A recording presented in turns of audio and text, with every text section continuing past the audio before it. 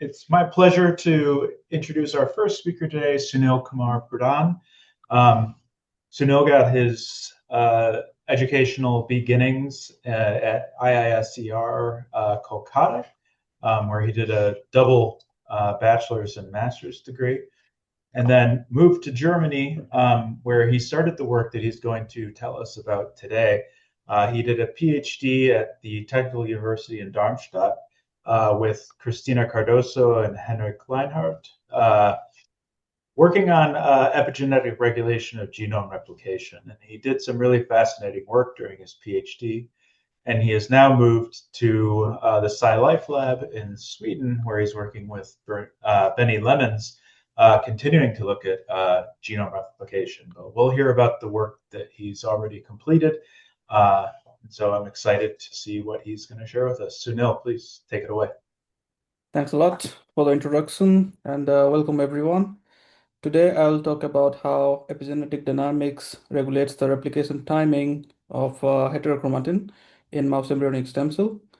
So as we all know, genome replication is fundamental to all life forms, and the cells achieve this by opening up the double-stranded DNA from a site called genome replication origin to give access to the replication machineries and which then start synthesizing the DNA in a semi-conservative bidirectional manner. In prokaryotes, which has circular DNA, has one such origin, whereas in eukaryotes, where we have linear chromosomes, contain hundreds to thousands of such origins. And there are multiple ways to analyze the genome replication program. One way is to incorporate and detect nucleotide analogs such as EDU or BATU, or detect one of the replication machinery such as PCNA. And using these approaches, we could visualize the spatiotemporal genome replication patterns as the cell progresses in the S phase. And it was revealed that for each cell type, the S phase progresses in a highly conserved spatiotemporal pattern in early, mid, or late S phase. And when they correlate these replication sites in different sub-S phases, it was revealed that the nature of the chromatin shapes the replication program. And as a rule of thumb, euchromatin, being more accessible, replicates earlier in the S phase, followed by the facultative heterochromatin and constitutive heterochromatin. Now, with the advent of sequencing techniques, people could pull down the incorporated BADU at different S phase stages and see which genomic regions replicates earlier or later. And it was revealed also that some genomic regions which used to replicate earlier in the S phase in embryonic stem cell, upon differentiation, they switch their replication timing to late S phase. And one of the best examples is, of course, the inactivation of the whole X chromosome, where upon differentiation, the whole X chromosome gets shift its replication timing to late S phase.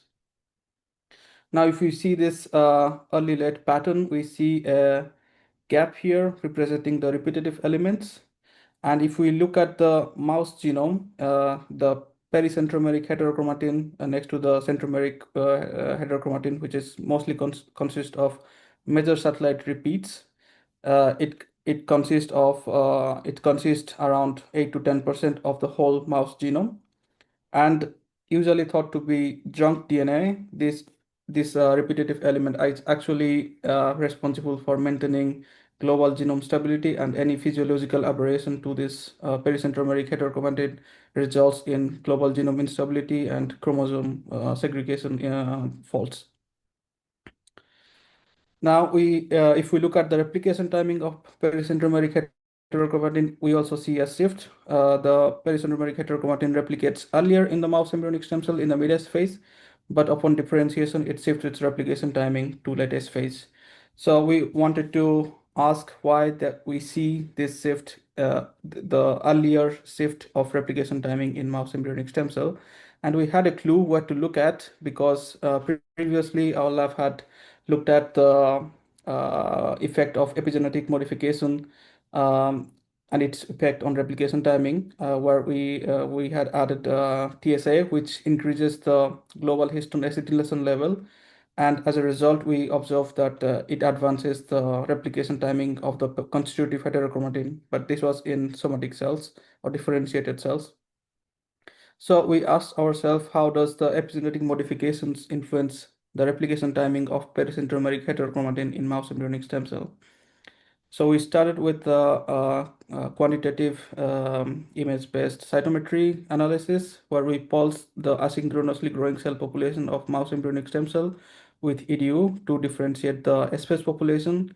And we differentiated the non-replicating cells into G1 and G2 based on the DNA content. Concomitantly, we could also measure the histone modification, where we measure the normalized histone modification to see and further normalize to the G1 level to see the fold change of histone modification as the cell progresses in G1 to S to G2. And we observe that as the cells enter into S phase, we observe an increased association of replication and transcription associated histone modifications and a drop of heterochromatin marks. And we also interestingly observe that not all the histone modification type gets recovered in G2. While we observe many interesting dynamics such as the K27 acetylation and trimethylation, we focused mostly on K36 trimethylation because I will describe it now. Uh, so for further analysis, we used 3D super resolution imaging, where we had multicolor images of K9, K36 trimethylation and EDU along with the DAPI. And we start by segmenting the nuclei and then applying the mask and further segmenting the DAPI dense region of pericentromeric heterochromatin or other things such as K36 and K9 trimethylation, and we further performed colocalization analysis, and we observed that the K36 trimethylation level in G1 and S phase S1 is pretty high compared just before its replication in S2, and it doesn't recover at all later in the cell cycle.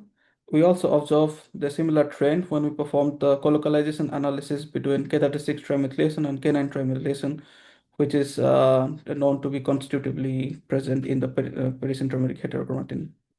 So from this, we inferred that the K36 trimethylation dynamically associates with the pericentromeric heterochromatin just before its replication in the S2. And we asked if the K36 trimethylation, this dynamic interaction, has any role to play in regulating the early replication of the pericentromeric heterochromatin. To answer this question, we first targeted two lysine K36 specific lysine methyltransferase with easy RNA knockdown, and we observed immediately a loss of S-phase population. But we are really after the replication timings. We performed a pulses experiment where we pulse the cells with EDU for 10 minutes and chase for 3 hours, and then we fix and detect both EDU and PCNA. And by doing this, we get two snapshots of the replication spatiotemporal S-phase dynamics in the same cell, from which we can infer the replication timing progression.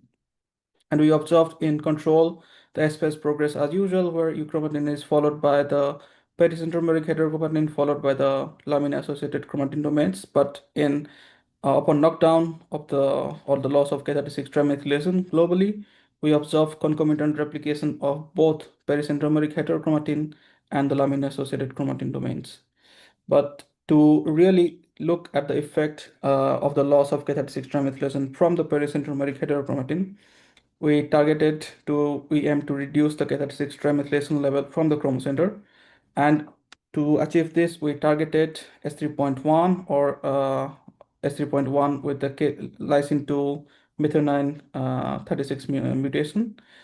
And when we targeted this in a replication dependent incorporation manner to the chromocenter or through the pericentromeric heterochromatin, we observe that most of the histones are getting incorporated in the next cell cycle. And we also measured the K36 trimethylation level dropping or reducing upon targeting the K36 S3.1 K36M when we target to the chromocenter, whereas it had no effect of on the level of K9 trimethylation. So after this, we also performed the same pulses approach to look at the replication timing, and we observe a similar trend where when we target S3.1 K36, we didn't see any changes to the replication timing, whereas when we targeted the oncohistone K36M to the chromocenter, we observed a change. We saw a similar trend where there was concomitant replication of chromocenter or pericentromeric heterochromatin and the lamina-associated chromatin domains. Now, how, so we were puzzled why the K36 is here to start with, because it's known to be an active transcription mark. And also, but on the other hand, we also knew that the mesosatellite repeats, even though they are the most condensed regions in the chromatin, they also transcribe, and this transcription is important in the early development in establishing the chromocenter and maintaining the chromocenter. So we looked at the level of mesosatellite non-coding RNA upon loss of K36 trimethylation, and we saw a drop when we targeted either using ecRNA knockdown or when we targeted the oncohistone to the chromocenter. So we asked, is this non-coding RNA is the one that is responsible for regulating the replication timing? So to achieve this, we used locked nucleic acid DNA gapmer to target specific strand-specific forward or reverse mesosatellite RNA, and we coupled that with the same pulses approach. And we observed that while there was no effect when we targeted the uh, GFP or mesosatellite reverse non-coding RNA, the S phase progresses as usual, like euchromatin is followed by the pericentromeric, followed by the lamina-associated chromatin domains. But when we targeted the mesosatellite or reduced the mesosatellite level, it affected or showed a similar trend that we had observed earlier, where we observed a concomitant replication of both pericentromeric and lamina-associated chromatin domains. And then we looked at the effect of this replication timing aberration on the genome stability, and we observed that when we target oncohistone to the chromocenter, we didn't see a drastic increase of gamma S2X level, but in the chromocenter, but we observed a drastic increase of gamma S2X level globally. And more interestingly, when we target the forward or reverse mesosatellite RNA, we also observed a high percentage of micronuclei formation, suggesting that in addition to its role in chromatin maintenance, the replication timing aberration also leads to certain level of genome instability. So to summarize my results, the K36 trimethylation, which is known to be an active marker, associates dynamically with the pericentromeric heterochromatin just before its replication in S1, S2, and this association leads to the expression of mesosatellite forward RNA, which is actually regulating the replication timing. And if we target, if we lose, if there is a loss of K36 trimethylation globally or locally from the chromocenter, or if we lose mesosatellite RNA, forward mesosatellite RNA, there is a delay in the mesosatellite replication timing, leading to this concomitant replication timing behavior. And this also leads to further questions like how, so this also puts the non-coding RNA as a replication timing regulator along with other epigenetic factor and molecules such as proteins such as RIF1, and opens up question, what is the mechanism of this replication timing regulation? And another interesting aspect is also that we lose a lot of K36 trimethylation with aging, and we don't know now what if, so it also gives you a different angle to look at the heterochromatin aging. And with this, I would like to thank Christina to support me throughout my PhD, and Senia and Hui for supporting the project, and those persons, Gemeinschaft for funding throughout my PhD. And thank you all for listening.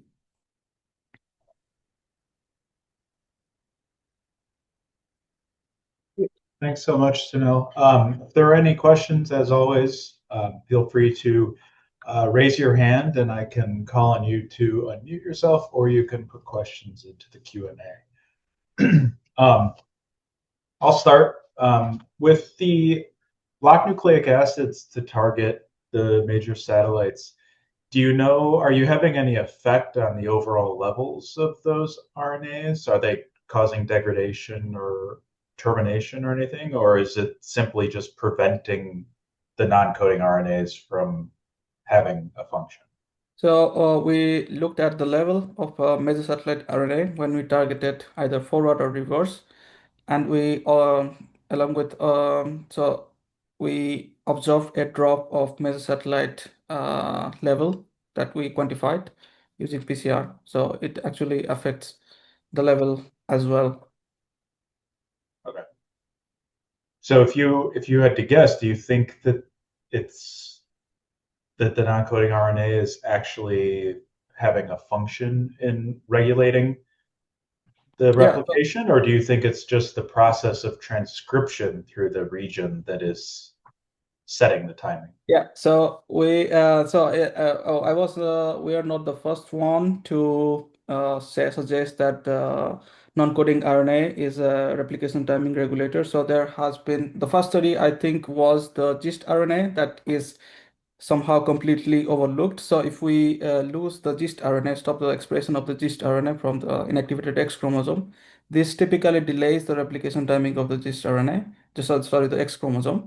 And we also know for some time that there are some long non-coding RNA, ASR, that acts that like codes the whole chromosome or individual autosome, sorry, and this regulates also the replication timing of the individual autosome.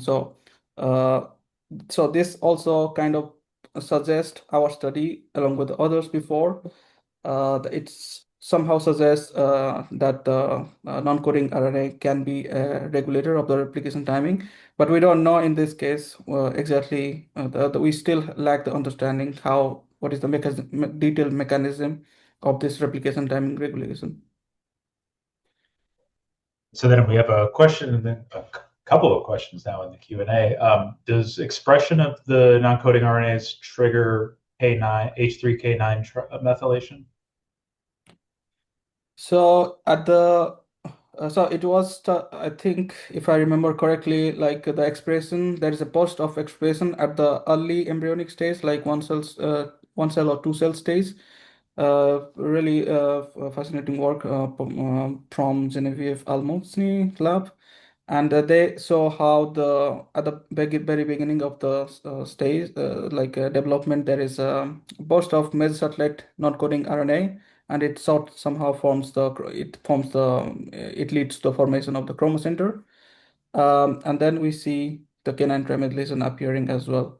So but in this case we don't see a burst of like we in this particular like setup where we see the K36 trimethylation and then canine, we don't see that here, or we never looked at it like this, I would say. Okay. So then Mamta asks if there are any repressive factors affected by the K36M mutation that could result in an increase in the forward RNA. Um, so this I cannot tell because yeah. So what we know about the mechanism of K36 trimethylation, that it suppresses the cryptic transcription. Now, if we reduce or take out the K36 trimethylation and add the K36M, no, I don't know. Okay. And then lastly, Carla asks, would you expect the same effect if you targeted H3.3 trimethylation as opposed to 3.1? So in the chromocenter or the pericentromeric heterochromatin, there is a balance of S3.1, S3.3, but mostly in the pericentromeric heterochromatin, it's mostly the S3.1 that is associated with the pericentromeric heterochromatin, whereas S3.3 is mostly associated with the centromeric regions. So Um, and that's why we also choose S3.1, not S3.3, because when there is a replication and the nascent chromatin is in the chromocenter is taking the S3.1 to incorporate in the newly formed chromatin, not S3.3. So if we target, that would be something else, I would say. All right, well, that looks like it's all the questions. So thanks again, Sunil, for a very Yeah. interesting talk.